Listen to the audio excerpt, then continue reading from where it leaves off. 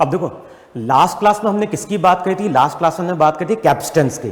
तो वहां पर हमने डिस्कस किया था कि कैपेसिटेंस का मतलब क्या होता है।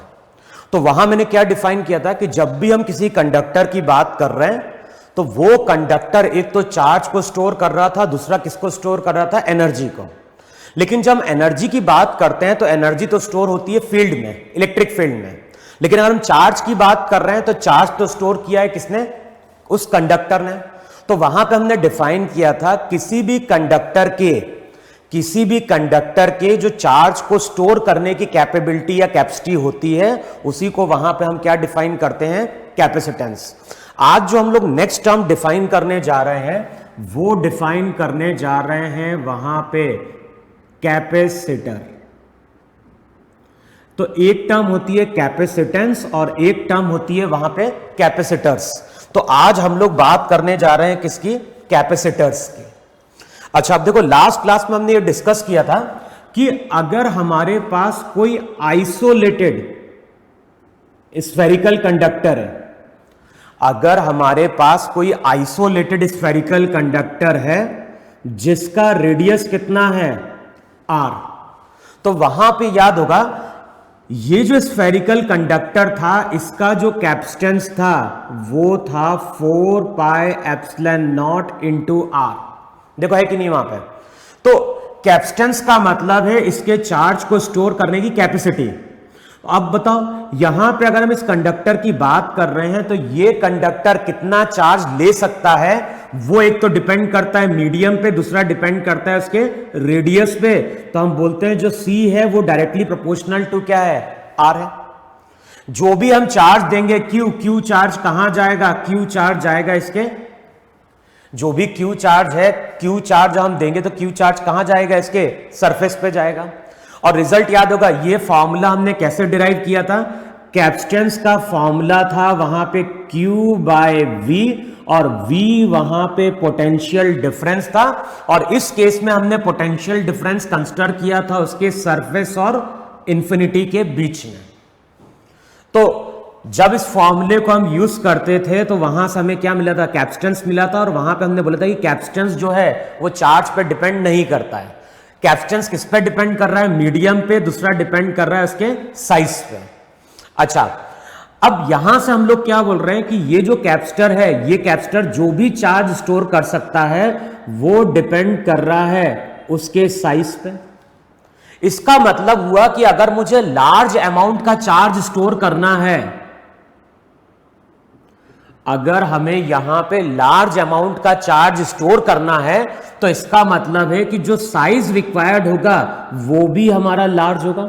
देखो है कि नहीं वहां पे? अगर मुझे किसी कंडक्टर के कैपेसिटेंस को क्या करना है? बढ़ाना है। अगर मान लो इसी केस में मुझे इस कंडक्टर के कैपेसिटेंस को बढ़ाना है तो इसका मतलब है कि मुझे इसके साइज को भी क्या करना पड़ेगा? इंक्रीज करना पड़ेगा। देखो है कि नहीं वहां पे? लिखता हूं, प्रैक्टिकली ऐसा पॉसिबल है क्या? हमने क्या बोला? अगर इस कंडक्टर के कैपेसिटेंस को बढ़ाना है, कैपेसिटेंस को बढ़ाने का मतलब है कि चार्ज की कैपेसिटी बढ़ानी है। अगर मुझे लार्ज अमाउंट का चार्ज स्टोर करना है तो मुझे इसके साइज को क्या करना पड़ेगा? बहुत बड़ा करना पड़ेगा, और जो कि प्रैक्टिकली पॉसिबल नहीं है। अब हमारी रिक्वायरमेंट क्या है? हमारी रिक्वायरमेंट है कि साइज हम छोटा रखें, साइज हम छोटा रखें, लेकिन तब भी वो लार्ज अमाउंट का चार्ज या फिर लार्ज अमाउंट की एनर्जी क्या कर पाए? स्टोर कर पाए। अब ये चीज हम कैसे अचीव कर सकते हैं? तो हम लोग क्या करते हैं, हम यही तुम्हारा वहां पे क्या है,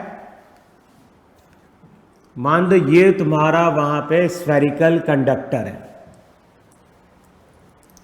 ये हो गया तुम्हारा यहां पे स्फेरिकल कंडक्टर जिसका रेडियस कितना था? R। इसको हमने चार्ज दिया था Q। देखो है कि नहीं वहां पे? और जो भी कैपेसिटेंस निकल के आया था उसका फॉर्मूला हमने लिखा था Q बाय V, और V वहां पे लिया था हमने पोटेंशियल डिफरेंस। किसके बीच का? उसके सरफेस और किसके बीच का? इंफिनिटी के बीच का। अब हम कर क्या रहे हैं? इसके पास में हम लोग क्या कर रहे हैं? एक और कंडक्टिंग शेल को लेके आ रहे हैं। तो इसके पास में हम एक और कंडक्टिंग शेल को लेके आ रहे हैं जिसका रेडियस कितना है? कैपिटल R है। अब मान लो अभी ये जो कंडक्टर है, ये कंडक्टर अभी वहां पे न्यूट्रल है। अब बताओ ये कंडक्टर अगर न्यूट्रल होगा तो गॉस थ्योरम यूज करोगे, तो इलेक्ट्रोस्टैटिक इंडक्शन के कारण इस पे चार्ज आएगा माइनस क्यू, इस पे चार्ज कितना आ गया प्लस क्यू। देखो यही चार्ज का डिस्ट्रीब्यूशन है कि नहीं है वहां पे। अब हमने क्या किया, जो आउटर शेल है उसको अगले स्टेप में हम क्या करने जा रहे हैं, अर्थ करने जा रहे हैं। तो जो पहला मेरा कंडक्टर था उसका रेडियस r था, चार्ज था q, तो इस फॉर्मूले से हमने कैपेसिटेंस निकाला था और कैपेसिटेंस का फॉर्मूला निकल के आया था 4 pi epsilon not into r। देखो ये था नहीं था। अब मैं तुमसे क्या बोल रहा हूं, इस कंडक्टर के पास हम क्या कर रहे हैं, शेल को लेके आ रहे हैं, शेल न्यूट्रल है, तो इस पे आ गया माइनस क्यू चार्ज, इस पे आ गया प्लस क्यू चार्ज। अब आउटर वाले शेल को हमने क्या कर दिया, अर्थ कर दिया। अब ये चीज हम लोग अर्थिंग में पढ़ चुके हैं और ये केस भी हमने डिस्कस किया था। तो वहां मैंने क्या बोला था कि गॉस थ्योरम अगर हम यूज करते हैं इस मेटल शेल के अंदर, तो यहां पे अगर प्लस क्यू है तो यहां पे माइनस क्यू आता था, और बाहर वाले सरफेस का चार्ज जो था वो पूरा का पूरा किस में चला गया था, अर्थ में चला गया था। देखो ऐसा था कि नहीं था वहां पे। तो हो क्या रहा है, जैसे हम इसको अर्थ करेंगे तो इसका पॉजिटिव चार्ज तो बाहर चला गया, इसका मतलब है कि अर्थ से इसमें माइनस क्यू चार्ज आया और उसने इसके पॉजिटिव चार्ज को न्यूट्रलाइज कर दिया। अब बताओ यही हमारा फाइनल अरेंजमेंट था कि नहीं था। तो जो शेल पहले न्यूट्रल था, अब उस शेल पे वहां पे क्या हो गया है, नेगेटिव चार्ज आ गया है। अब देखो इससे हुआ क्या, इससे पहले जब हमने ये फॉर्मूला यूज किया था तो पोटेंशियल डिफरेंस हमने कंसिडर किया था उसके सरफेस और इंफिनिटी के बीच में। तो रिजल्ट क्या निकल के आया था, रिजल्ट निकल के आया था के क्यू बाय आर। वी उसके सरफेस का पोटेंशियल था, इंफिनिटी का 0 था, तो ये था के क्यू बाय आर, और बाद में हमने वी की वैल्यू पुट करी थी। लेकिन होता क्या है, अब यहां पे जब हम इस चार्ज बॉडी के पास दूसरा न्यूट्रल शेल लेके आ रहे हैं, उसको हम अर्थ कर रहे हैं, तब हुआ क्या, इस चार्ज बॉडी के पास एक और ऑपोजिटली चार्ज बॉडी को लेके आ गए। यानी ऐसा करने का पर्पस क्या था, ऐसा करने का पर्पस है कि जो ये पॉजिटिव चार्ज बॉडी है, अब इसके पास हम क्या कर रहे हैं, एक ऑपोजिटली चार्ज बॉडी को लेके आ गए। अब जैसे ही हम ऑपोजिटली चार्ज बॉडी को लेके आएंगे तो मान लो इसको बोलो ए, इसको बोलो बी। अब मैं अगर बोलता हूं कि शेल ए का पोटेंशियल कितना है, तो उसके खुद के चार्ज के कारण के क्यू बाय आर, देखो है कि नहीं वहां पे, और ये जो नेगेटिव चार्ज है इसके कारण कितना बनेगा, इसके कारण बनेगा वहां पे माइनस के क्यू, जो उसके सरफेस पे वही अंदर, तो वो हो गया माइनस के क्यू बाय कैपिटल आर। देखो है कि नहीं वहां पे, इसके कारण के क्यू बाय आर, इसके कारण माइनस के क्यू बाय आर। जिसको हमने क्या किया है, अर्थ किया है, उसका पोटेंशियल तो वहां पे क्या हो गया, 0। अब हम लोग क्या बोलते हैं, जब भी हम किसी चार्ज बॉडी के पास ऑपोजिटली चार्ज बॉडी को लेके आते हैं तो दोनों के बीच का जो पोटेंशियल डिफरेंस होता है वो डिक्रीज कर जाता है। अब रिजल्ट क्या आ गया, k Q 1 upon r minus क्या हो गया, 1 बाय कैपिटल आर। देखो है कि नहीं वहां पे। अब जो भी इससे पहले कैपेसिटेंस का फॉर्मूला था वो था Q बाय V, है कि नहीं। अब जब इक्वेशन को हम फिर से डिराइव करने जाएंगे, जब कैपेसिटेंस को हम फिर से फाइंड आउट करने की जा रहे हैं, तो Q तो वही है, चार्ज को तो हमने चेंज नहीं किया। लेकिन हुआ क्या, जब हम पॉजिटिव चार्ज बॉडी के पास नेगेटिव चार्ज बॉडी को लेके आए तो पोटेंशियल डिफरेंस वहां पे डिक्रीज कर गया, और पोटेंशियल डिफरेंस अगर डिक्रीज कर गया इसका मतलब है कि कंडक्टर का कैपेसिटेंस वहां पे क्या कर गया, इंक्रीज कर गया। और यही हमारा है प्रिंसिपल ऑफ कैपेसिटर। जो भी कैपेसिटर है, कैपेसिटर इसी प्रिंसिपल पे क्या करता है, वर्क करता है। और आगे जाके देखोगे ये जो अरेंजमेंट रहता है इसको हम नाम देते हैं स्फेरिकल कैपेसिटर। अब मुझे अगर कैपेसिटेंस का फॉर्मूला फाइंड आउट करना है तो मैं क्या लिखूंगा, C equals to Q upon V। अब V का मतलब क्या हो गया, V का मतलब हो गया k q r minus r into small r. Q की वैल्यू कैंसिल आउट होगी, फॉर्मूला आ जाता है 4 pi epsilon naught capital r into small r upon r minus r. तो यही हमारा वहां पे कैपेसिटेंस का क्या बन गया, फॉर्मूला बन गया। तो हम लोग क्या बोलते हैं, हम लोग बोलते हैं कि अगर एक आइसोलेटेड कंडक्टर है, अगर एक आइसोलेटेड कंडक्टर है तो उस पर हम चार्ज स्टोर कर सकते हैं, लेकिन कंडीशन क्या निकल के आ रही है कि अगर मुझे लार्ज अमाउंट का चार्ज स्टोर करना है तो उसका साइज भी क्या है, बहुत लार्ज रिक्वायर्ड होगा, लेकिन प्रैक्टिकली ये चीज पॉसिबल नहीं है। तो हम लोग क्या करते हैं, रियल लाइफ में अगर देखा होगा, कैपेसिटर की बात करते हैं, उसको हम कंडेंसर भी बोलते हैं। तो कई बार देखना, फैन जो रहता है, फैन में कंडेंसर लगा रहता है। अगर फ्रिज देखोगे, फ्रिज में भी कंडेंसर होता है। टीवी अगर देखोगे, टेलीविजन सेट्स, तो उसकी जो पीछे चिप्स होती हैं उसमें भी क्या होते हैं, कंडेंसर होते हैं। और कंडेंसर जो यूज करते हैं practically most of the cases में देखना, कंडेंसर जो होते हैं वो सिलेंड्रिकल होते हैं। फैन में भी देखोगे इस तरह से सिलेंड्रिकल कंडेंसर होता है वहां पर। इलेक्ट्रिक मोटर देखोगे तो वहां पे भी क्या होता है, कंडेंसर होता है। तो कंडेंसर बहुत जगह रियल लाइफ में यूज किया जाता है, लेकिन जो कंडेंसर है, कंडेंसर का साइज हम क्या करते हैं, बहुत छोटा रखते हैं। तो कंडेंसर का साइज बहुत छोटा है, लेकिन स्टिल वो लार्ज अमाउंट का चार्ज या एनर्जी स्टोर कर सकता है। क्यों? क्योंकि कंडेंसर इसी प्रिंसिपल पे क्या करता है, वर्क करता है। क्लियर? तो हम लोग क्या डिफाइन करते हैं, हम लोग डिफाइन करते हैं कि अगर हमारे पास दो कंडक्टर हैं, अगर हमारे पास दो कंडक्टर हैं, एक पे चार्ज प्लस क्यू है और दूसरे के पास हम क्या कर रहे हैं, माइनस क्यू चार्ज लेके आ रहे हैं, तो हम लोग क्या बोलते हैं, किसी भी चार्ज बॉडी के पास अगर हम ऑपोजिटली चार्ज बॉडी को लेके आते हैं तो ऐसा करने से दोनों के बीच का पोटेंशियल डिफरेंस डिक्रीज कर जाता है। और पोटेंशियल डिफरेंस डिक्रीज कर गया, इसका मतलब है कि विदाउट चेंजिंग इट्स साइज, इसके साइज को चेंज करे बगैर हमने कैपेसिटर का कैपेसिटेंस वहां पे क्या कर दिया, इंक्रीज कर दिया। तो जो भी कैपेसिटर है, कैपेसिटर को हम क्या डिफाइन कर रहे हैं, कैपेसिटर को हम डिफाइन कर रहे हैं ऐसे कोई भी दो कंडक्टर का अरेंजमेंट जिन पे चार्ज कैसा है, इक्वल और ऑपोजिट है। तो कैपेसिटर को हम डिफाइन कर रहे हैं एक सिस्टम। ये जो सिस्टम है, ये सिस्टम दो कंडक्टर से मिलकर बना है जिन पे चार्ज इक्वल और ऑपोजिट है, और इन दोनों कंडक्टर के बीच का कुछ सेपरेशन होना चाहिए। अगर हमारे पास ऐसा कोई सिस्टम होगा तो उस सिस्टम को हम लोग नाम देंगे कैपेसिटर्स। क्लियर? तो जब भी हम कैपेसिटर की बात कर रहे हैं, कैपेसिटर को हम क्या डिफाइन कर रहे हैं, कैपेसिटर को हम डिफाइन कर रहे हैं एक सिस्टम जो कि दो कंडक्टर से मिलकर बना है जिन पे चार्ज इक्वल और ऑपोजिट है, लेकिन दोनों के बीच में वहां पे कुछ सेपरेशन डी होना चाहिए। और पर्पस क्या है, ऐसा करने से पोटेंशियल डिफरेंस कम हो जाता है। पोटेंशियल डिफरेंस कम हो गया, इसका मतलब है कि without changing its size we can increase the capacitance of this conductor या फिर capacitance of this system. Clear इतना? तो जब भी हम किसी सिस्टम का कैपेसिटेंस कैलकुलेट करेंगे, देखना कैपेसिटर क्या है, कैपेसिटर एक डिवाइस है।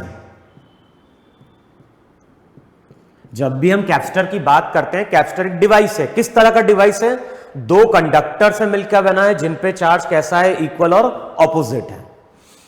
अच्छा, वहां पे जब देखा होगा रियल लाइफ में हम सिलेंड्रिकल कैपेसिटर की बात करते हैं तो वहां पे इस तरह से दो मेटल की रॉड दी होती हैं, वायर दिए होते हैं। तो यही हमारे क्या है, दो कंडक्टर्स हैं जिन पे चार्ज कैसा है, इक्वल और ऑपोजिट है, और दोनों के बीच का क्या है, सेपरेशन है।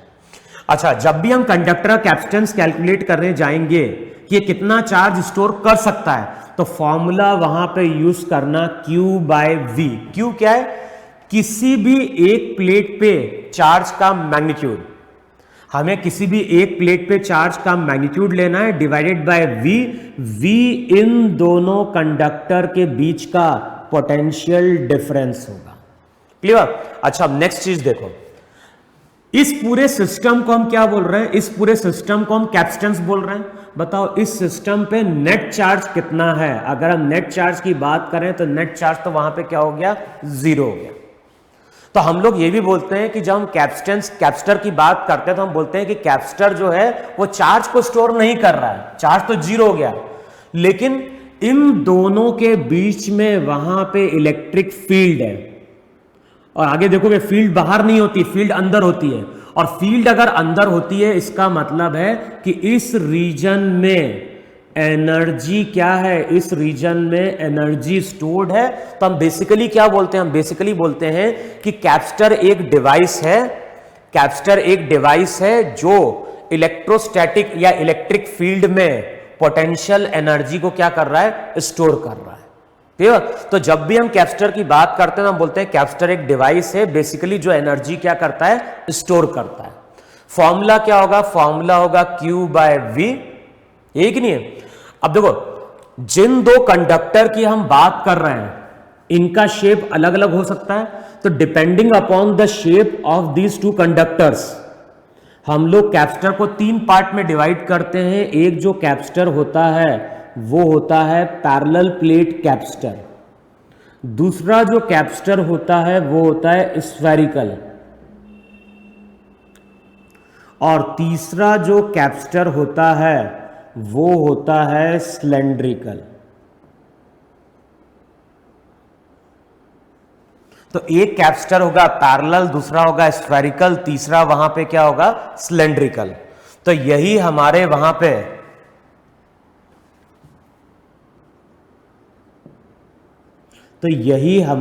पे क्या होंगे, कैपेसिटेंस होंगे। लेकिन जो सिलेबस में कैपेसिटर होता है वो होता है हमारा पैरेलल प्लेट कैपेसिटर मेनली। बाकी हम रिलेशन डिराइव कर लेंगे। स्फेरिकल कैपेसिटर कैपेसिटेंस ये होता है 4 पाई एप्सिलॉन नॉट, कई बार देखोगे R1 R2 upon R1 minus R2 कर देता है। तो ये हमारा स्फेरिकल कैपेसिटर का क्या होता है, कैपेसिटेंस होता है। सिमिलरली हम सिलेंड्रिकल का भी कैलकुलेट कर सकते हैं, लेकिन मेनली जो पढ़ते हैं हम लोग पढ़ते हैं वहां पे पैरेलल प्लेट कैपेसिटर। तो नेक्स्ट वहां पे हेडिंग डालो, वहां पे पैरेलल प्लेट कैपेसिटर।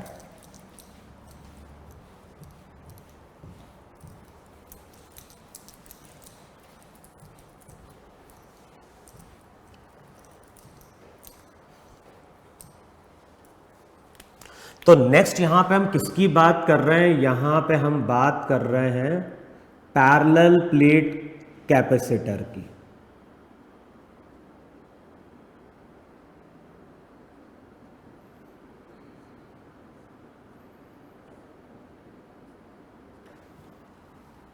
अब देखो जो पैरेलल प्लेट कैपेसिटर है, जो पैरेलल प्लेट कैपेसिटर है वो कैसे बनता है, तो हम लोग क्या बोलते हैं, हमारे पास दो प्लेट्स हैं,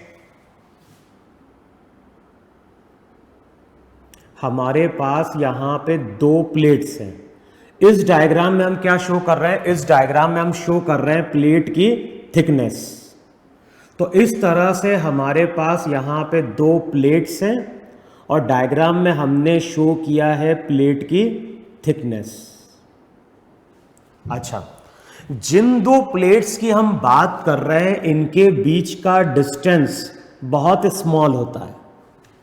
अच्छा, अब ऐसा करने से होगा क्या, अगर डिस्टेंस स्मॉल होगा तो उससे होगा क्या, तो जनरली हम लोग क्या बोलते हैं, जैसे ये बोर्ड है, बोर्ड को अगर हम बहुत दूर से जाके देखेंगे तो साइज कैसा दिखाई देगा, साइज थोड़ा छोटा दिखाई देगा।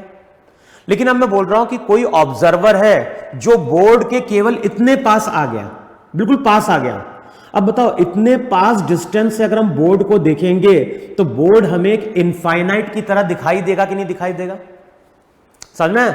जैसे मैं अगर बोल रहा हूं कि कोई वॉल है, रूम की वॉल है, वॉल को हम देख रहे हैं तो हमें उस वॉल का कुछ साइज दिखाई दे रहा है।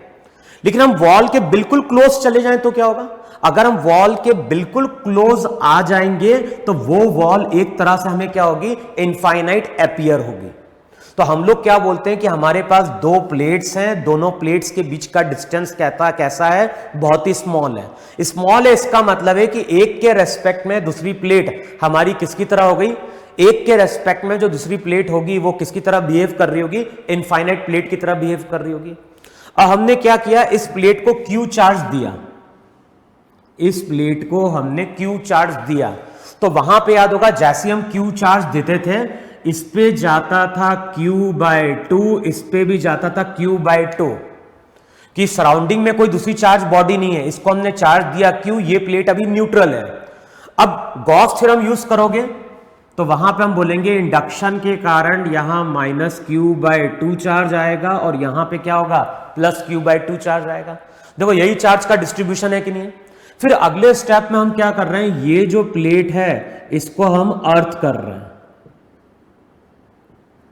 अब बताओ मैंने क्या लिखवाया था, जिस सरफेस को हम अर्थ कर रहे हैं वहां से एक लाइन ड्रॉ करो, कहां तक, इंफिनिटी तक। अब ये लाइन अगर किसी चार्ज बॉडी को कट नहीं करती है, अगर ये लाइन किसी चार्ज बॉडी को कट नहीं कर रही है तो इसका मतलब है इस सरफेस का चार्ज जीरो हो जाएगा। इसका मतलब है कि -q/2 चार्ज क्या गया, अंदर गया, और इसने इस पॉजिटिव चार्ज को न्यूट्रलाइज कर दिया। लेकिन वहां पे याद होगा एक सिंगल चार्ज की लेयर के कारण इलेक्ट्रिक फील्ड का फॉर्मूला था σ/2ε0, एक सिंगल चार्ज की लेयर के कारण। अच्छा, सिग्मा की वैल्यू क्या होगी, सिग्मा का मतलब था चार्ज अपॉन एरिया। जो भी प्लेट है, जैसे ये प्लेट है तो प्लेट का जो एक साइड का एरिया है उसको हम बोल रहे हैं ए, टोटल एरिया नहीं है, एक साइड का जो एरिया है वो तुम्हारा क्या है, ए है। अब बताओ जब इस तरह का हम चार्ज डिस्ट्रीब्यूशन लेते थे तो वहां पे याद होगा अगर यहां पे कोई पॉइंट लोगे तो इसके कारण इलेक्ट्रिक फील्ड राइट की ओर, पॉजिटिव चार्ज के कारण राइट था, और नेगेटिव चार्ज के लिए लाइंस ऑफ फोर्स क्या करती है, इस तरह से टर्मिनेट करती हैं। तो इस पॉजिटिव के कारण राइट, इस पॉजिटिव के कारण लेफ्ट, दोनों की इलेक्ट्रिक फील्ड कैंसिल आउट हो गई, और इस नेगेटिव चार्ज के कारण यहां पे इलेक्ट्रिक फील्ड क्या थी, राइट की ओर थी। तो कंडीशन हमारी सेटिस्फाई नहीं हुई थी। सिमिलरली अगर यहां पे देखोगे तो इस q/2 के कारण रिजल्ट हो जाता है q/4ε0। सिग्मा का मतलब क्या हो गया, सिग्मा का मतलब इस सरफेस पे जो सिग्मा है उसकी वैल्यू हो जाएगी q/2 है। तो σ/2ε0, इसके कारण राइट, इसके कारण राइट। बताओ टोटल इलेक्ट्रिक फील्ड कितनी हो गई, टोटल इलेक्ट्रिक फील्ड हो गई q/2a ε0। देखो टोटल इलेक्ट्रिक फील्ड है कि नहीं है, q/2a ε0। लेकिन ये जो नेगेटिव चार्ज है इसके कारण इलेक्ट्रिक फील्ड राइट लेफ्ट की ओर होगी, और वो थी q/4a ε0। तो वहां पे हमने क्या बोला था, अगेन इलेक्ट्रिक फील्ड जीरो नहीं हो रही है। अब इलेक्ट्रिक फील्ड जीरो बनाना है तो प्रॉपर्टी क्या है, जितनी इलेक्ट्रिक फील्ड राइट की ओर है उतनी लेफ्ट की ओर होनी चाहिए। अब लेफ्ट की ओर अगर हमें q/2 बनाना है, इसका मतलब है कि और -q/2 चार्ज आएगा और इसको यहां पे -q बना देगा। अच्छा, जैसे ये -q बनेगा तो उसके कारण लाइंस लेफ्ट की ओर आएगी और ये वैल्यू हो जाएगी q/2a ε0। अब कंडीशन मेरी क्या हो गई, सेटिस्फाई हो गई। अब यहां पे आओ, इस -q के कारण राइट की ओर q/2a ε0। कंडीशन को सेटिस्फाई करने के लिए ये q/2 मूव करके यहां पे आ जाता है, तो इस पे चार्ज हो गया q। अब इस ये q पॉजिटिव है तो इसके कारण इलेक्ट्रिक फील्ड लेफ्ट की ओर q/2a ε0, और ये इलेक्ट्रिक फील्ड वहां पे क्या हो जाती है, कैंसिल आउट हो जाती है। देखो है कि नहीं है वहां पे। तो अब तुम लोग यहां पे क्या बोलते हो, अब तुम लोग यहां पे बोलते हो कि अगर हमारे पास दो प्लेट्स हैं, एक प्लेट को हमने चार्ज दिया q, दूसरी न्यूट्रल है, और बाद में उसको हमने अर्थ कर दिया, तो जैसे ही हम इसको अर्थ करते हैं, बताओ अब हुआ क्या, हमारे पास दो कंडक्टर बन गए।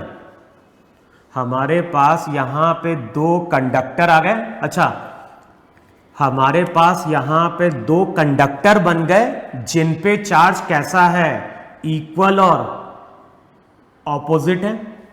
हमारे पास अब दो कंडक्टर बन गए जिन पे चार्ज इक्वल और ऑपोजिट है, और साथ में दोनों के बीच में वहां पे कुछ सेपरेशन है।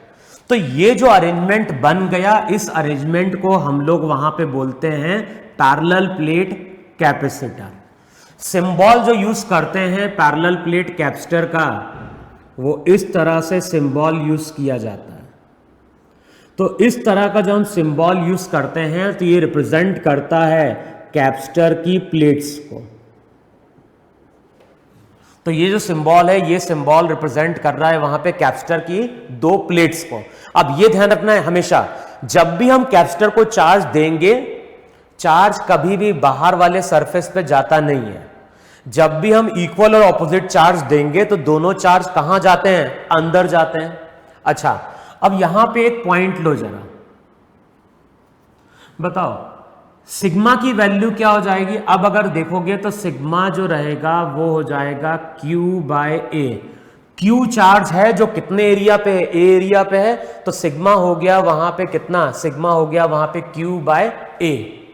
अच्छा, अब ये जो चार्ज पॉजिटिव है, बताओ इसके कारण इलेक्ट्रिक फील्ड कहां होगी? इसके कारण इलेक्ट्रिक फील्ड लेफ्ट की ओर होगी, और ये हो जाएगी Q by sigma by 2 epsilon naught, यानी Q by 2a epsilon naught. ये जो नेगेटिव चार्ज होगा इसके कारण लाइंस राइट की ओर होगी, उसके कारण भी वैल्यू हो जाएगी Q by 2a epsilon not. इसका मतलब है कि ये इलेक्ट्रिक फील्ड कैंसिल आउट हुआ। यहां पे अगर कोई पॉइंट तुमने लिया है मान लो P, तो हम बोलेंगे P पॉइंट पे इलेक्ट्रिक फील्ड क्या है? 0 है। सिमिलरली अगर मैंने यहां पे कोई पॉइंट लिया R, तो इस पॉजिटिव चार्ज के कारण राइट, इस नेगेटिव चार्ज के कारण लेफ्ट, ये इलेक्ट्रिक फील्ड भी क्या हो गई? कैंसिल आउट हो गई।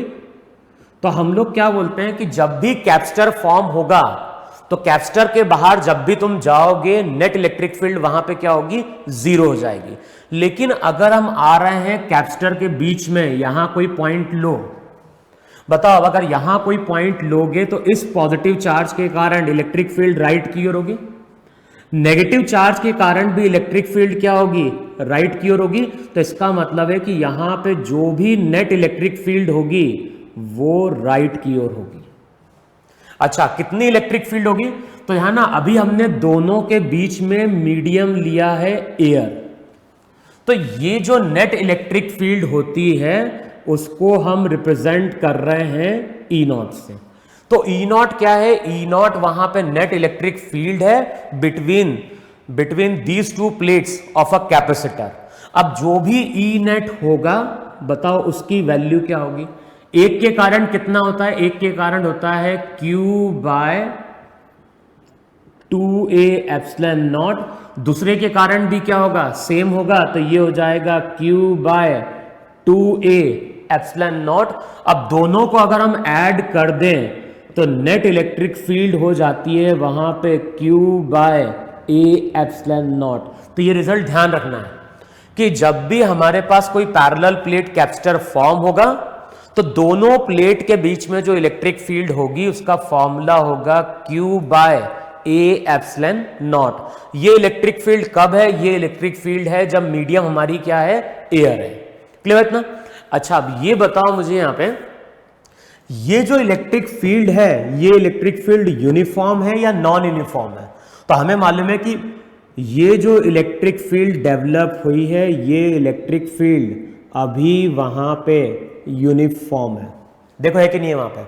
अच्छा, ये इलेक्ट्रिक फील्ड अगर यूनिफॉर्म है इसका मतलब है कि क्वेश्चन में अगर कभी ऐसा बोलता है कि इन दोनों प्लेट्स के बीच में हम एक पॉजिटिव चार्ज को लाके क्या कर रहे हैं? छोड़ रहे हैं, तो ये जो पॉजिटिव चार्ज होगा ये पॉजिटिव चार्ज अब क्या करेगा? एक्सेलरेट करेगा। क्यों एक्सेलरेट करेगा? क्योंकि ये इलेक्ट्रिक फील्ड मान लो चार्ज है Q, तो अगर कैपेसिटर की दोनों प्लेट के बीच में हम किसी पॉजिटिव चार्ज को लेके आएंगे तो वो पॉजिटिव चार्ज वहां पे कितना फोर्स एक्सपीरियंस करेगा? वो फोर्स एक्सपीरियंस करेगा Q into e net. Value put कर दो वहां पे, तो रिजल्ट हो जाएगा small Q upon a epsilon naught. Force को लिखो वहां पे मास इंटू एक्सेलरेशन, तो एक्सेलरेशन हो जाएगा Q upon m a epsilon naught. देखो है कि नहीं? वहां पे जो भी फोर्स हो गया वो हो गया Q इंटू ए, फोर्स से निकाल लिया मास इंटू एक्सेलरेशन। अब ध्यान है एक्सेलरेशन कांस्टेंट है या फिर यूनिफॉर्म है, इसका मतलब है कि यहां पे काइनेमेटिक्स की इक्वेशन एप्लीकेबल होगी। तो v equals to u plus a t, s equals to u t plus half a t square, या फिर v square equals to u square plus 2s, ये फॉर्मूले सब हमारे क्या होंगे? एप्लीकेबल होंगे। क्लियर ना? लेकिन मान लो अगर दो प्लेट्स ऐसी दी हुई है, जैसे मान लो यहां पे पॉजिटिव चार्ज प्लेट है, ये तुम्हारी वहां पे नेगेटिव चार्ज प्लेट है, इलेक्ट्रिक फील्ड कहां है? राइट की ओर। और अब मैं क्या कर रहा हूं? अब मैं यहां से कोई पॉजिटिव चार्ज को प्रोजेक्ट कर रहा हूं, कितनी वेलोसिटी से? v0 वेलोसिटी से at an angle theta. Gravitational field को हम क्या कर रहे हैं? नेग्लेक्ट कर रहे हैं। अब बताओ, ये जो V नॉट वेलोसिटी है चार्ज की, यानी ये जो चार्ज पार्टिकल है उस पे ये इलेक्ट्रिक फील्ड अब इस डायरेक्शन में फोर्स अप्लाई करेगी, फोर्स यही होगा, फोर्स के कारण वहां पे एक्सेलरेशन होगा, एक्सेलरेशन कांस्टेंट है, इनिशियल वेलोसिटी और एक्सेलरेशन के बीच का अगर कुछ एंगल होगा तो ये पार्टिकल अब पैराबोलिक पाथ को क्या करेगा, फॉलो करेगा। तो ध्यान ना, वो जो फॉर्मूले होते हैं प्रोजेक्टाइल मोशन के वो यहां पे क्या होंगे, एप्लीकेबल हो जाएंगे। वहां पे एक्सेलरेशन g था, वहां पे उस एक्सेलरेशन को हम इससे क्या कर देंगे, एलिमिनेट कर देंगे। क्लियर ना? अच्छा, अब मैंने तुमसे क्या बोला, यहां फील्ड 0 है, यहां फील्ड 0 है, फील्ड केवल कहां है, फील्ड केवल दो कैपेसिटर के प्लेट्स के बीच में। देखो यही फील्ड है कि नहीं है, ये पॉजिटिव चार्ज, ये नेगेटिव चार्ज, तो इस तरह से तुम्हारी फील्ड है कि नहीं है। इसका मतलब है कि इस पूरे रीजन में पोटेंशियल एनर्जी हमारी क्या है, स्टोर्ड है। तो हम बोलते हैं कि ये जो पूरा सिस्टम है, इस पूरे सिस्टम ने यहां पे एनर्जी क्या करी है, स्टोर करी है। क्लियर ना? और देखो होता क्या है, आगे हम वर्किंग पढ़ेंगे कैपेसिटर की, कि कैपेसिटर वर्क कैसे करता है। जब हम चार्ज करते हैं तो कैपेसिटर एनर्जी क्या करता है, स्टोर करता है, और उसके बाद यही एनर्जी वहां पे क्या होती है, रिलीज होती है। जैसे मान लो कैमरा लेते हैं हम लोग, जो कैमरा है, कैमरा को हमने पहले चार्ज किया तो वह एनर्जी जा कहां रही है। तो बेसिकली हम बात करते हैं वहां पे कुछ डिवाइसेस ऐसे होते हैं जहां मैकेनिज्म होती है, जो कैपेसिटर रहेगा वह एनर्जी क्या करेगा, यानी बेसिकली वहां पे एक सर्किट होना चाहिए, और सर्किट में कैपेसिटर होना चाहिए जो एनर्जी स्टोर करेगा, उसके बाद एनर्जी वहां पे क्या करेगा, रिलीज करेगा। वहां पे कैमरा तो बैटरी होती है, लेकिन कुछ डिवाइसेस ऐसे होते हैं जहां पे कंडेंसर होता है जो पहले एनर्जी स्टोर करता है और बाद में वो एनर्जी क्या करता है, रिलीज करता है वहां पे। अच्छा, अब मैंने तुमसे क्या बोला यहां पे, कि जो भी पैरेलल प्लेट कैपेसिटर है उसके बीच में ये इलेक्ट्रिक फील्ड है। अब इलेक्ट्रिक फील्ड को हम क्या लिख सकते हैं, तो अगर बताओ इन दोनों प्लेट के बीच में अगर हमें पोटेंशियल डिफरेंस फाइंड आउट करना है, अगर इन दोनों प्लेट के बीच में पोटेंशियल डिफरेंस फाइंड आउट करना है, तो ध्यान ना, फॉर्मूला कौन सा एप्लीकेबल होगा, फॉर्मूला हो जाएगा E = V/d। ये फॉर्मूला एप्लीकेबल होता है अगर इलेक्ट्रिक फील्ड हमारी क्या है, यूनिफॉर्म है। तो बताओ पोटेंशियल डिफरेंस कितना निकल के आ रहा है, ध्यान ना, V पोटेंशियल डिफरेंस था, तो जो भी पोटेंशियल डिफरेंस होगा वो होगा E0 × d, तो रिजल्ट हो जाएगा Q × d/A∁0। अब ध्यान है, यहां पे पोटेंशियल डिफरेंस का मतलब क्या है, इसको तो हमने अर्थ किया है, तो इसका पोटेंशियल तो 0 है। तो इसका मतलब है कि जब इस फॉर्मूले को यूज कर रहे होंगे तो बेसिकली हमें इस प्लेट का पोटेंशियल मिल रहा होगा, और इस प्लेट का पोटेंशियल है QD/A∁0। देखो है कि नहीं वहां पे, ये फॉर्मूला दे रहा है दो प्लेट के बीच का पोटेंशियल डिफरेंस, लेकिन इसका पोटेंशियल तो 0 है। इसका मतलब है कि इस प्लेट का पोटेंशियल वहां पे हो गया QD/A∁0। अब मुझे अगर इस सिस्टम का कैपेसिटेंस फाइंड आउट करना है, अगर मुझे सिस्टम का कैपेसिटेंस फाइंड आउट करना है, तो फॉर्मूला क्या था, फॉर्मूला था किसी भी एक प्लेट पे चार्ज का magnitude divided by potential difference. अब ध्यान ना, ये कैपेसिटेंस हम कैलकुलेट कर रहे हैं एयर में, तो जो फॉर्मूला हम लोग यूज करते हैं, फॉर्मूला यूज करते हैं हम लोग C0। अब C0 की वैल्यू क्या होगी, C0 की वैल्यू हो जाएगी Q/V, और V की जगह अब क्या पुट कर दो, V की जगह पुट कर दो QD × A∁0। Q से Q कैंसिल आउट होता है, और ये जो कैपेसिटर का कैपेसिटेंस है ये हमने कैलकुलेट किया है जब मीडियम क्या थी, एयर थी। जो भी मीडियम है, मीडियम अभी हमारी क्या है, एयर है, तो जो भी एयर में कैपेसिटेंस निकल के आता है उसका फॉर्मूला होता है ε0 A/d। अब ये रिजल्ट क्या बताता है, ये रिजल्ट बताता है कि जो भी कैपेसिटर है उसका कैपेसिटेंस चार्ज पे डिपेंड नहीं करता है। किस पे डिपेंड करता है, तो हम बोलते हैं जो भी कैपेसिटर का कैपेसिटेंस है वो डायरेक्टली प्रोपोर्शनल टू एरिया है। इसका मतलब है कि एरिया जितना बढ़ाएंगे कैपेसिटर कैपेसिटेंस उतना ही क्या होगा, बढ़ेगा। सेकंड, जब भी हम कैपेसिटर कैपेसिटेंस की बात कर रहे हैं तो जो भी C है वो इनवर्सली प्रोपोर्शनल टू डिस्टेंस है। इसका मतलब है कि डिस्टेंस जितना हम कम करेंगे कैपेसिटर कैपेसिटेंस उतना ही क्या होगा, इंक्रीज कर जाएगा। और तीसरा रिजल्ट आगे पढ़ोगे कि जो भी कैपेसिटर कैपेसिटेंस होता है वो directly proportional to epsilon r या फिर के, या फिर हम बोलते हैं मीडियम का डाइलेक्ट्रिक कांस्टेंट। तो अभी केवल इतना ध्यान रखो कि एरिया पे डिपेंड करता है, डिस्टेंस पर डिपेंड करता है, और तीसरा किस पर डिपेंड करता है, मीडियम पे। ये जो पॉइंट रहेगा ये आगे हम लोग डिस्कस करेंगे कि डाइलेक्ट्रिक होते क्या हैं, कैसे C मीडियम पे डिपेंड करता है। अभी केवल ध्यान रखना है C directly proportional to area है, C directly proportional to medium है, लेकिन C इनवर्सली प्रोपोर्शनल टू क्या है, डिस्टेंस है। और जो भी 12th का एग्जाम होता है वहां पे पैरेलल प्लेट कैपेसिटर का डेरिवेशन पूछा जाता है बोर्ड में। तो जब भी हमें कैपेसिटर कैपेसिटेंस कैलकुलेट करना होगा या प्रूव करना होगा, पहले हम चार्ज देंगे। चार्ज कैसे है उससे कोई मतलब नहीं है, सीधे plus q minus q charge दो। चार्ज के कारण इलेक्ट्रिक फील्ड कैलकुलेट करो, इलेक्ट्रिक फील्ड से V निकालो, और V से फिर C equals to Q by V से हम पैरेलल प्लेट कैपेसिटर क्या निकाल लेंगे, कैपेसिटेंस निकाल लेंगे। क्लियर इतना? तो इस तरह से वहां पे हम पैरेलल प्लेट कैपेसिटर कैपेसिटेंस क्या करते हैं, फाइंड आउट करते हैं। सिमिलरली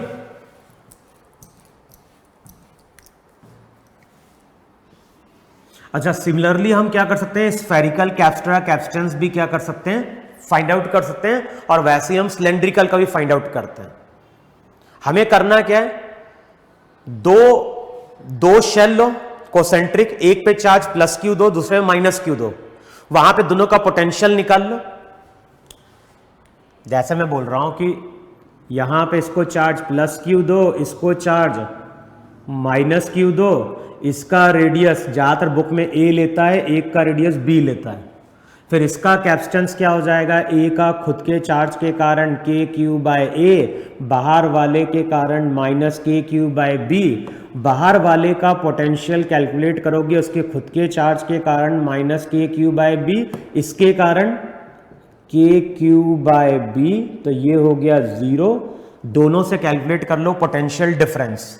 अब जो भी कैपेसिटर कैपेसिटेंस रहेगा वो होगा किसी भी एक कंडक्टर पे चार्ज का magnitude divided by potential difference. तो ये होता है के क्यू 1/A माइनस 1/B। तो फॉर्मूला निकल के आता है, सॉल्व कर देना, के की वैल्यू पुट करोगे तो 4 epsilon not A into B upon B minus A। एक तो ये तरीका है। दूसरा तरीका क्या है, हम यहां पे R डिस्टेंस पे इलेक्ट्रिक फील्ड फाइंड आउट करें। R डिस्टेंस पे पहले यहां पे इलेक्ट्रिक फील्ड फाइंड आउट करें। अब ये इलेक्ट्रिक फील्ड वेरी करेगी। अगर हम A से B की ओर जा रहे हैं तो रिजल्ट याद होगा VB माइनस VA। इसको हमने लिखा था minus of integration E dot dr। इस फॉर्मूले से हम पोटेंशियल डिफरेंस कैलकुलेट करते थे अगर E मेरा क्या था, नॉन यूनिफॉर्म था।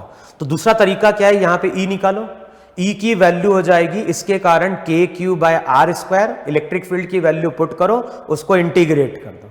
इंटीग्रेट करोगे पोटेंशियल डिफरेंस मिल जाएगा, C equals to Q by V से क्या मिल जाएगा, फॉर्मूला मिल जाएगा। अब मैं इसलिए बोल रहा हूं कि जब हम सिलेंड्रिकल की बात करते हैं तो करके देखना वहां पे। जो सिलेंड्रिकल कैपेसिटर होता है वो किससे बनता है, दो सिलेंडर से मिलके बनता है।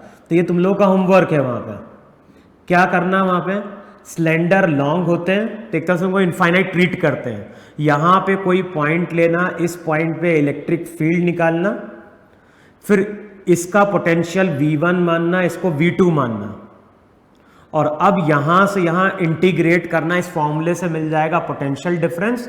फिर रिजल्ट यूज करना C equals to Q by V, तो वहां से हमें सिलेंड्रिकल कैपेसिटर का कैपेसिटेंस मिल जाएगा।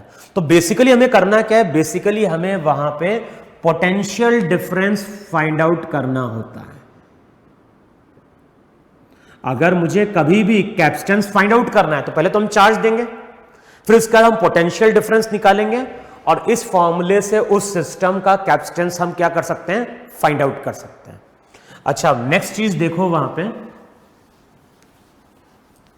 इस पे भी कई बार कुछ क्वेश्चन बन जाते हैं। तो देखो वहां पे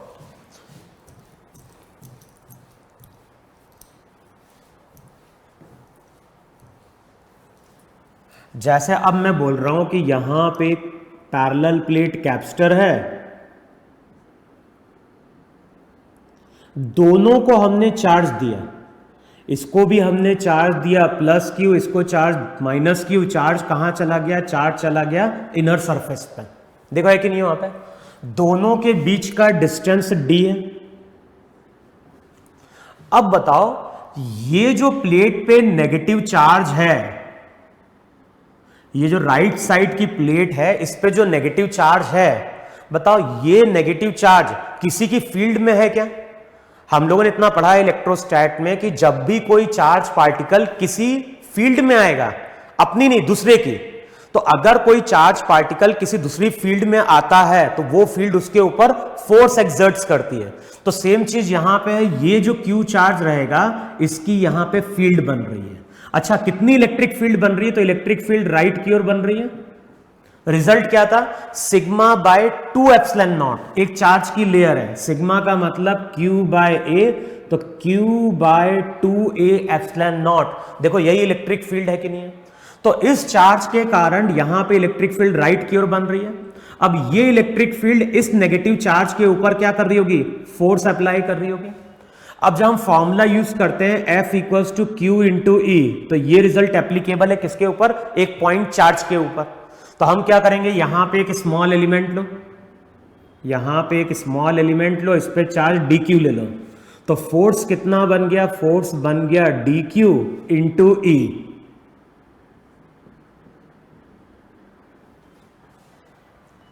या इसको स्मॉल डी क्यू बोल दो, नहीं तो कंफ्यूजन हो जाएगा, क्यू ऑलरेडी है। ये सब टर्म तो कांस्टेंट है, तो एक स्मॉल एलिमेंट पे इतना फोर्स लग रहा है अट्रैक्टिव। टोटल के लिए इसको इंटीग्रेट करो, इंटीग्रेट करोगे तो Q bye 2a epsilon not बाहर, केवल क्या? Integration of D Q. तो एक एलिमेंट पे फोर्स इतना है, टोटल के लिए इंटीग्रेट करो। बताओ, सभी एलिमेंट के चार्ज को हम ऐड कर देंगे तो हमें टोटल चार्ज ये Q मिल जाएगा। तो फोर्स कितना बना? अट्रैक्टिव फोर्स अट्रैक्टिव बना Q square by 2a epsilon naught. तो ये भी रिजल्ट ध्यान रखना है, जब हम जब हम कैपेसिटर की दो प्लेट पे चार्ज इक्वल और ऑपोजिट देते हैं तो दोनों प्लेट एक दूसरे के ऊपर अट्रैक्टिव फोर्स अप्लाई करेगी। अब न्यूटन का थर्ड लॉ यूज करो, ये पॉजिटिव चार्ज प्लेट इस नेगेटिव चार्ज प्लेट के ऊपर फोर्स अगर लेफ्ट की ओर एक्सर्ट करती है, अप्लाई करती है, तो उतना ही फोर्स ये नेगेटिव चार्ज प्लेट इस पॉजिटिव चार्ज प्लेट के ऊपर कहां अप्लाई करेगा? राइट की ओर अप्लाई करेगा। देखो है कि नहीं वहां पे? जितना प्लस क्यू ने माइनस क्यू के ऊपर अप्लाई किया, उतना ही माइनस क्यू किसके ऊपर अप्लाई कर रही होगी? प्लस क्यू के ऊपर अप्लाई कर रही होगी। देखो है कि नहीं वहां पे? जो भी फोर्स है, फोर्स का फॉर्मूला आ गया Q स्क्वायर बाय कितना? 2a epsilon naught. देखो यही फोर्स है कि नहीं है? अब ध्यान है ना, अगर इन दोनों प्लेट के बीच में हम सेपरेशन मेंटेन नहीं कर पाए, इन दोनों प्लेट के बीच में अगर हम सेपरेशन मेंटेन नहीं कर पाएंगे, तब तो ये दोनों प्लेट क्या होगी? कांटेक्ट में आ जाएगी। तो आगे हम लोग डिस्कस करेंगे कि हम लोग करते क्या हैं इनके बीच का सेपरेशन मेंटेन करने के लिए, क्योंकि दोनों एक दूसरे के ऊपर क्या कर रही है? अट्रैक्टिव फोर्स अप्लाई कर रही है। अब जैसे कई बार क्वेश्चन में क्या बोलता है कि मान लो ये प्लेट है, ये प्लेट नेगेटिव है, ये प्लेट फिक्स्ड है, ये जो प्लेट है ये प्लेट मेरी वहां पे फिक्स्ड है, ये प्लेट यहां पे एक स्प्रिंग से कनेक्टेड है। अब बताओ, जैसे हम चार्ज देंगे तो ये positive charge negative charge plate को क्या करेगा? अट्रैक्ट करेगा, और अट्रैक्ट करेगा तो ये प्लेट लेफ्ट की ओर जाएगी। स्प्रिंग क्या कर गई? स्प्रिंग यहां पे इलोंगेट कर गई। फाइनली ये प्लेट इक्विलिब्रियम में आ गई।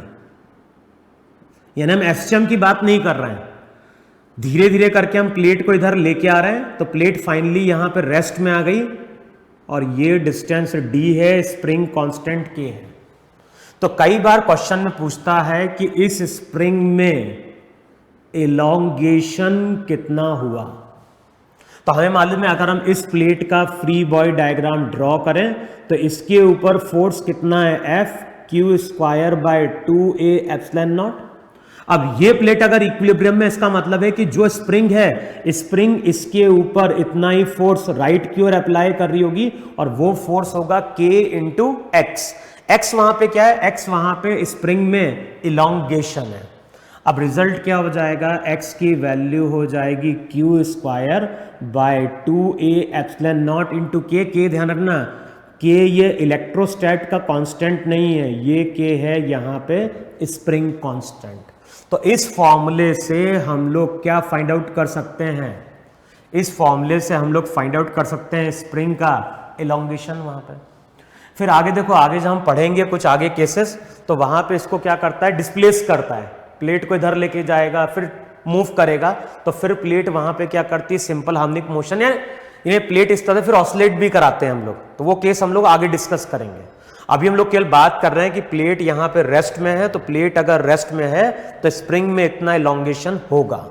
क्लियर? तो आज जितना पढ़ाया वो क्लियर हुआ कि नहीं क्लियर हुआ? आज हमने बात करी कैप्स्टर की। कैप्स्टर 3 थे, पैरेलल प्लेट कैप्स्टर, स्फेरिकल, सिलेंड्रिकल का डेरिवेशन तुम्हें करके देखना है। अब जो नेक्स्ट लेक्चर आएगा उसमें हम क्या चीज डिस्कस करेंगे। तो हमने क्या बोला?